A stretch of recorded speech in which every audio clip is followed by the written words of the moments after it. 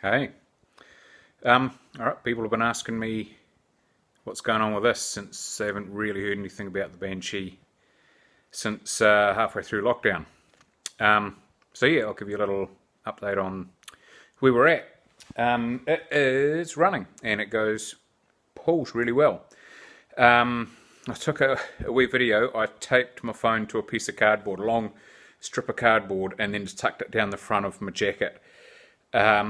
And got most of the way around the block, or around Pinehaven, before it sort of fell into my jacket.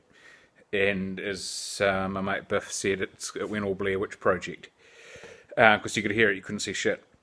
So anyway, yeah, look, I'll whip the sides off, and you can sort of see what we're doing. There's a couple of bugs still left to iron out. Which is what you'd expect with a project, but hopefully it's not going to turn anything too major. All the little bits as well that I couldn't order through lockdown,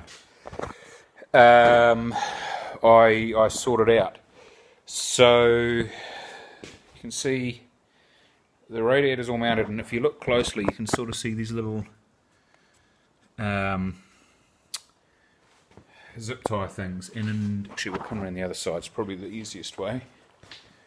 If you can see in there, there's a little PC cooling fan which I've wired in, and that just fits in snugly. It doesn't really draw as fast as I'd like, it's a little bit weak-willed. I had another one which was horrible, and these are the ones I ordered off eBay back in April.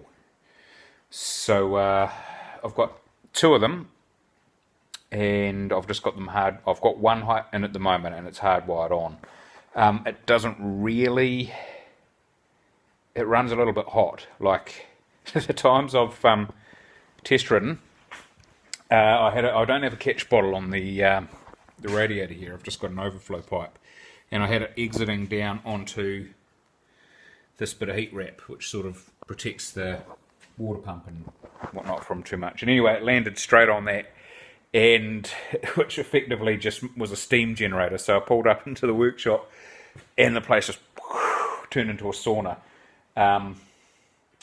So I couldn't really, and that was only because as well I'd filled the radiator up at the very top, so it was going to find its own level anyway. It was going to spit some out, but that was a pain in the ass. But one of the other things I've got going on is I've got a SIP Speedo, which I absolutely love. SIP Speedo's freaking fantastic. But I'm running a Veritonic ignition, and anyone who's ever dealt with those will know that at idle they don't put out a whole lot of voltage. So when it was only running AC, it wasn't too bad. You just bring it up off idle, and the speedo would pop into life again. But at the moment, now I'm running some DC stuff, which I didn't think would make that big of a difference, but the water pump and the cooling fan are enough that now the speedo stays dead until 3000 RPM, and that's really a pain in the ass because, like I say, I take it for a test ride, come home and just sit there and idle it, and you can't actually tell if the engine's cooling down or heating up, and then you rev it up and it sits there and the temp will sort of go up 1 or 2 degrees, and I'm not quite sure if that's just because I'm revving the shit out of it, or or not.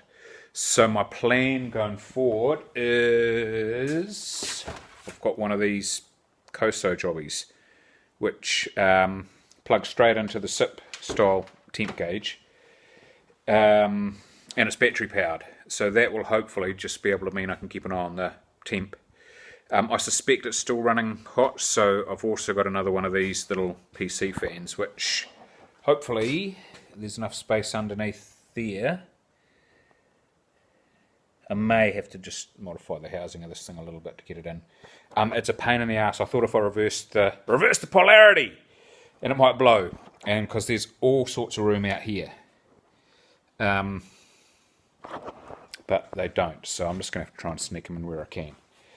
But yeah, otherwise, I took a video. I'll I'll clip a bit of that in hopefully, and it pulls really nicely. So yeah, hopefully we're not too far away from actually being able to just use the thing, go for a good thresh on it. But yeah, I will keep you posted. Cheers.